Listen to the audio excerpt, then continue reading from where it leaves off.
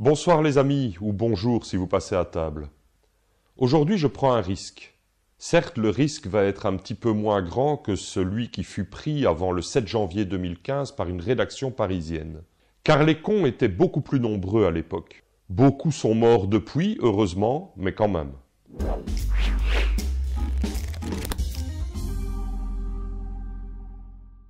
N'empêche, si ça se trouve, avec tout ce que je vais balancer aujourd'hui, il y a dans mon village des islamistes bien sûr, mais aussi des féministes, des historiens révisionnistes, des amis de Poutine, des Irlandais, des fans de Necfeu, voire des gens qui ne sont pas Charlie et qui vont me mettre proprement sur la gueule que je leur ai manqué de respect.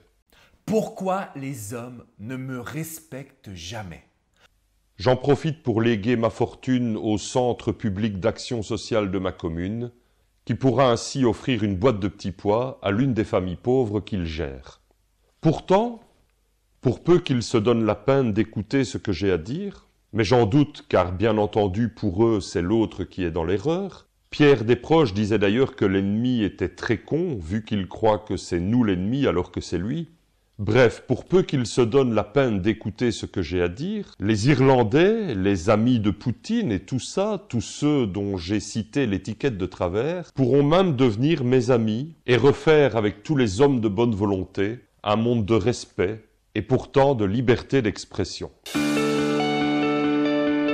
Car je vais vous lire la page 99, et vous verrez que le livre est tellement mince qu'il s'agira plutôt de la page 16, du brûlot pamphlet et réquisitoire de Richard Malka, le droit d'emmerder Dieu.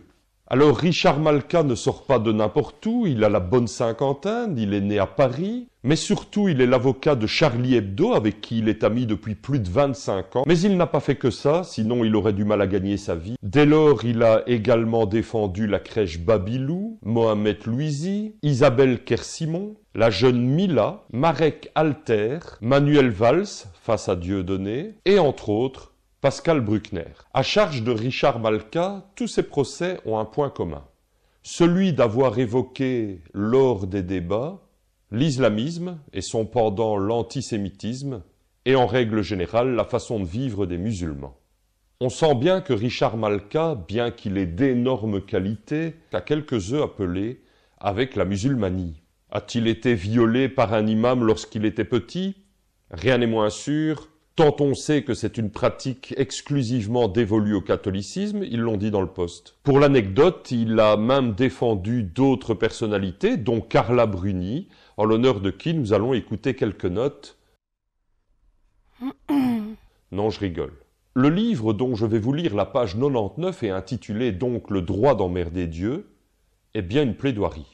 Plus exactement, elle est la version longue de ce que Richard Malka a prononcé le vendredi 4 décembre en fin de journée, lors du procès des attentats de Charlie Hebdo, qui, eux, ont eu lieu le 7 janvier 2015. Alors on se dit que le texte va être une longue série de biais de confirmation. Ces gens-là sont aux ordres. Ils sont aux ordres du pognon. Sans jamais le moindre début de quart de poil de cuisse de fourmi d'une excuse pour ces jeunes qui ont été endoctrinés et à qui on a dit « va te jeter du haut de la falaise » et qui y sont allés. Et effectivement, oh surprise, Richard Malka ne trouve aucune excuse à ces abrutis. C'est d'autant plus méchant que sa part que Richard Malka a perdu quoi dans les attentats? À peine 8 amis? Est-il si désagréable qu'il n'en a pas d'autres? Allons, allons. Plus sérieusement, parce qu'on n'est pas là pour rigoler, on sent que Richard Malka a perdu bien plus que des amis dans cette histoire. Il a perdu également beaucoup d'illusions, ainsi que son envie de comprendre les saloperies sans nom qui ont regardé faire, y compris dans l'intelligentsia française. Et puis, en lisant ce tout petit livre, on comprend et on apprend des choses qu'on n'imaginait même pas, notamment en ce qui concerne les fameuses caricatures de Mahomet parues en 2005, d'abord dans un quotidien danois.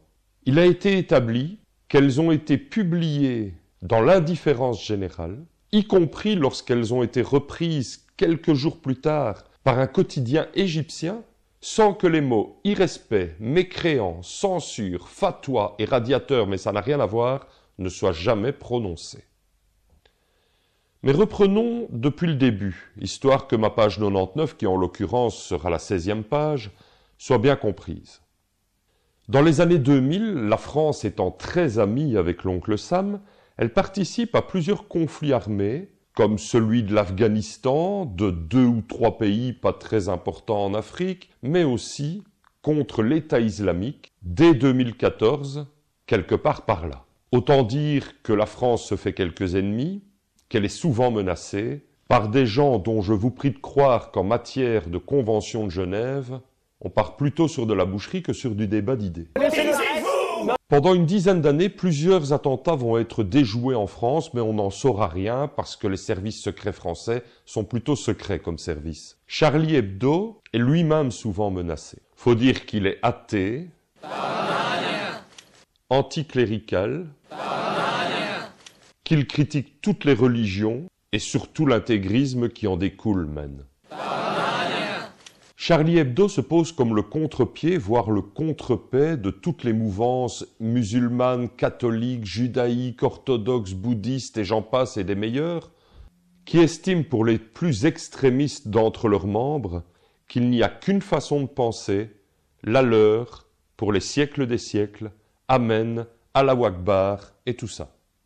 D'ailleurs, Charlie Hebdo va avoir à affronter plusieurs procès, dont le moindre ne sera pas intenté par la griffe, cette belle association bien blanche comme la colombe, dont on connaît la propension à manger du suppôt de Satan en guise de brunch, entre le petit déjeuner et l'hostie consacrée. En 2005, c'est donc la parution des 12 caricatures de Mahomet, d'abord dans un journal danois, le Jyllands-Posten,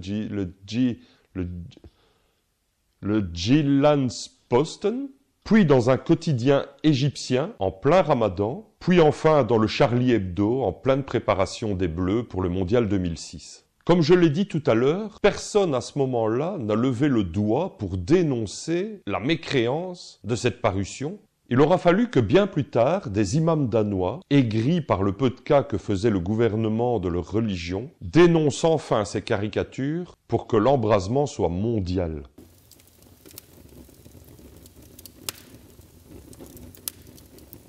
Avec ce qui allait suivre, le sort de Cabu, de Wolinski, de Charb et d'autres était déjà scellé. Il faut dire que le journal avait poussé la liberté d'expression un peu loin, puisqu'il avait intitulé son numéro spécial Sharia Hebdo, en hommage à la victoire du parti islamiste en Tunisie quelques jours auparavant.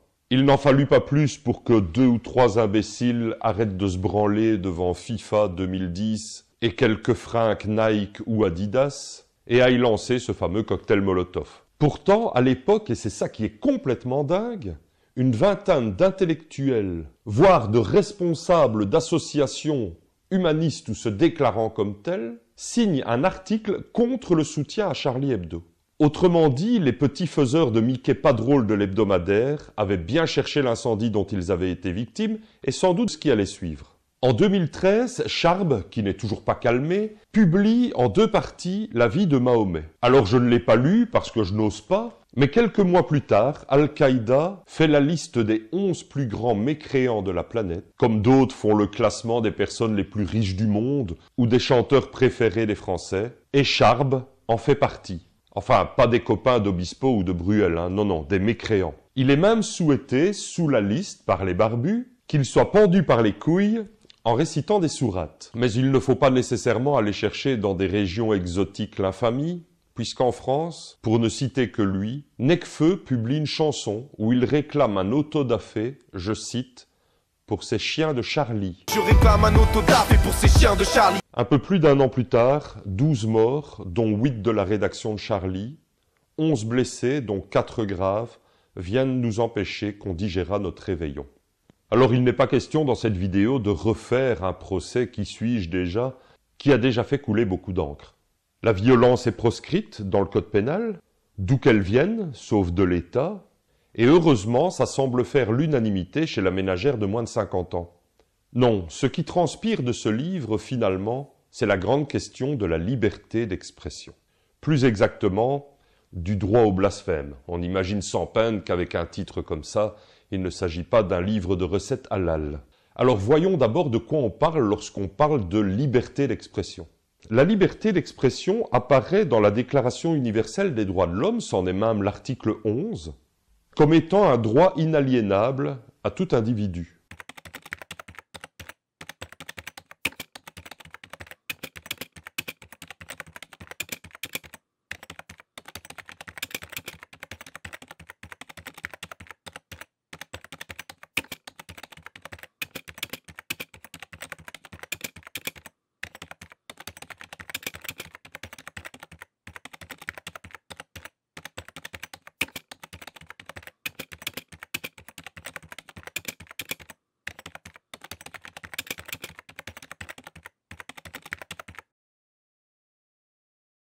De nombreux pays ne la respectent pas encore parce qu'ils ne savent pas lire, mais c'est comme ça.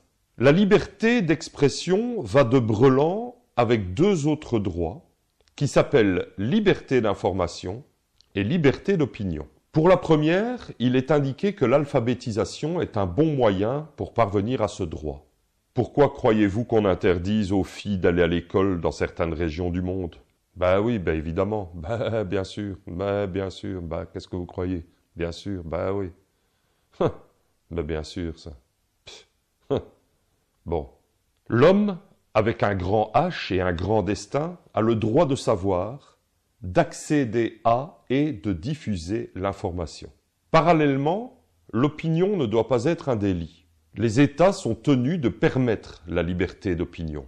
C'est-à-dire qu'on a le droit de choisir sa religion, ses croyances, la couleur de sa bagnole, ses idées politiques, de ne pas aimer Patrick Bruel, de voter ou pas, et même d'être celui qu'on veut. Il est même des contrées particulièrement progressistes où on peut s'habiller comme on veut sans se faire violer. Je vous jure que c'est vrai. J'ai pas les noms des pays, mais il y en a. Pourtant, Amnesty International se pose bien légitimement la question du conflit qu'il peut y avoir parfois entre l'un de ses droits et un autre ou des autres faisant appel à d'autres valeurs. La liberté d'expression peut ainsi et parfois aller contre la loi. En 1992, l'Irlande a été condamnée pour avoir elle-même condamné une association qui informait les femmes des possibilités d'avorter à l'étranger. L'avortement étant interdit en Irlande, l'association en a pris plein la gueule pour pas un rond. Pourtant, elle ne faisait aucun prosélytisme, elle ne sortait même pas les aiguilles à tricoter, rien de tout ça, promis. Dans presque toutes les dictatures du monde, comme la Russie, la Corée du Nord, la Chine et donc maintenant l'Irlande, moi, tous les matins, je casse le vent, je fais chier les gens, ça me purifie, c'est important. Des lois faisant appel à la raison d'État ou presque, empêchent le citoyen de s'exprimer comme il voudrait et font fi de la Déclaration universelle des droits de l'homme. Mais ce qui est plus grave, c'est que l'opinion est parfois punie sévèrement alors qu'elle n'entrave que la loi morale, bien subjective, vous vous en doutez. C'est le cas quand un État estime, par exemple, que si deux hommes se promènent main dans la rue, cela doit être puni au nom de la sacro-sainte protection de l'enfance qui pourrait en être traumatisée. Et c'est vrai que c'est un spectacle affligeant. Moi, personnellement, depuis que j'ai vu deux hommes s'embrasser, je suis devenu pédé. Et donc, la frontière est très mince, non seulement entre la démocratie et la dictature, mais aussi entre la liberté d'expression et le blasphème, qu'il soit religieux, de genre ou politique. Le livre de Richard Malka réclame ce droit à la liberté d'expression, même et surtout contre la pensée dominante ou qui aimerait le devenir. Bref, il réclame le droit au blasphème et de facto de ne pas mourir si on s'en rend coupable. Car c'est un fait. En 2021 ou en 2022, si vous passez à table, on ne peut plus rien dire et ça fait des années que ça se dessine.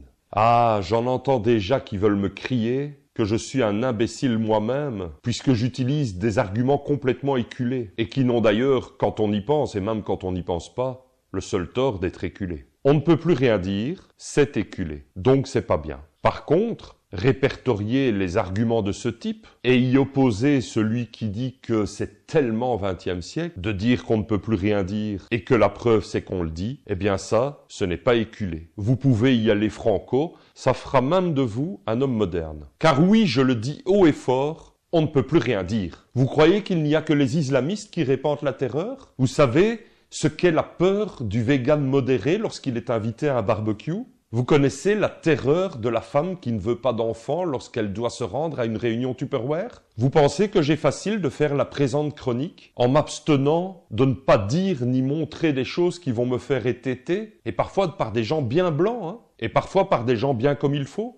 Je m'appelle Sébastien Temesta, j'ai 36 ans et j'ai fait un zen-out. Quoi qu'on en dise, nous vivons une époque où l'important n'est plus de donner son opinion, mais de faire taire ceux qui ne la partagent pas. Beaucoup de féministes purs et durs ont sombré d'ailleurs depuis longtemps dans ce travers. Une blague sur les femmes, l'humour de fin de banquet, très souvent masculin, un mot de travers à propos de la jante féminine, 100 € de plus sur la fiche de salaire en fin de mois.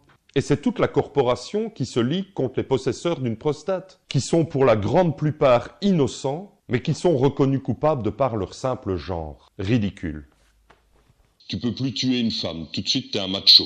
Par exemple, au nom de la liberté d'expression, et là je plus sois comme pas deux, on ne peut pas insulter ni diffamer une personne. C'est normal. Un groupe de personnes, oui.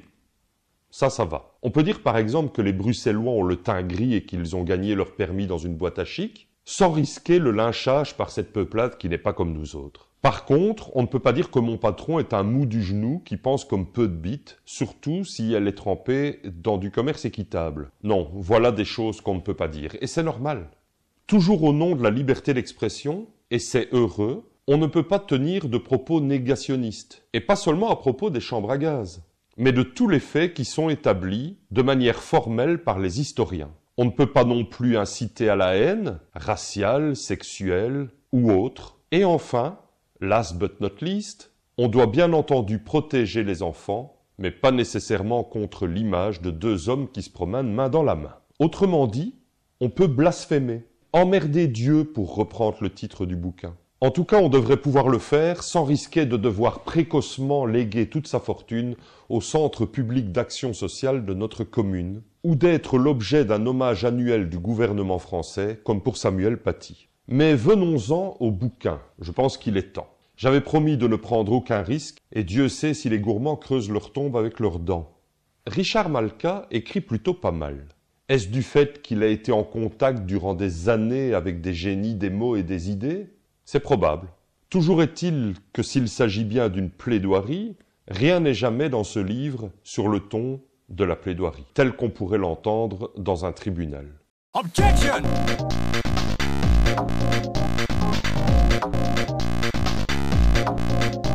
Objection!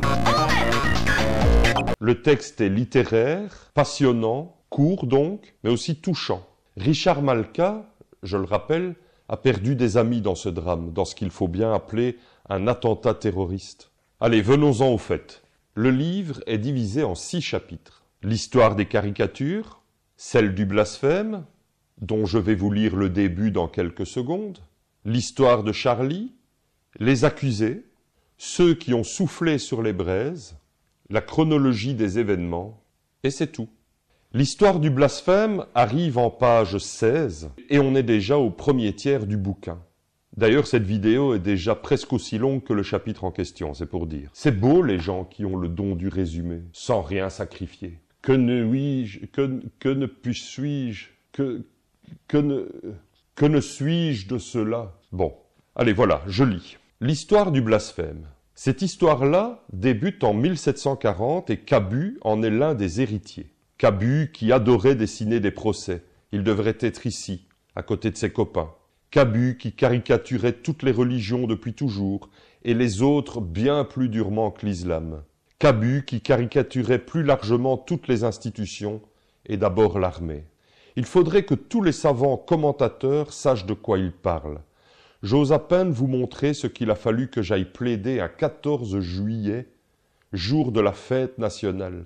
C'était en 1993, et Cabu avait dessiné à la une de Charlie Hebdo l'adjudant Chanal, pantalon baissé, ouvrageant un squelette à 4 pattes avec cette légende « Révélation, le soldat inconnu s'est fait enculer par l'adjudant Chanal ». Alors, que faudrait-il dire aux anciens combattants qui poursuivaient cette caricature publiée le jour le plus sacré pour eux? Eux aussi se sont sentis offensés, blessés, heurtés. Pourtant, la justice leur a dit que cela relevait de la liberté d'expression, de la liberté des caricatures et de la tradition française. Comment leur expliquer que l'on peut rire férocement de ce qui est le plus important pour eux et que cela ne serait pas possible à l'égard d'une religion? En fait, il faudrait renoncer à la totalité des caricatures. Il faudrait abandonner la possibilité de publier toute caricature parce qu'il y aura toujours des gens que cela blessera. Comment expliquer à Cabu qu'il pouvait dessiner cela mais pas un dessin sur une religion? Cabu était d'abord un pacifiste, dont le regard était aussi bienveillant que son trait était mordant. Cabu était toujours joyeux grâce à toutes ses familles, grâce à Véronique d'abord, à Charlie qu'il considérait comme son bébé, et aussi au Canard enchaîné. C'était l'héritier d'une longue tradition, et cette tradition, attaquée, assassinée, maltraitée, qui donne toute sa dimension à ce procès, remonte au XVIIIe siècle. Tout a commencé avec M. de Maupertuis vers 1740. Ce physicien génial, inventeur de la physique quantique avec un siècle et demi d'avance, soutenait que la Terre n'était pas tout à fait ronde, mais aplatie en ses deux pôles, contrairement au dogme que l'Église avait fini par admettre concernant sa rondeur. Voilà que Dieu se serait encore trompé? La science a cet avantage sur la religion qu'elle peut se déjuger sans se discréditer.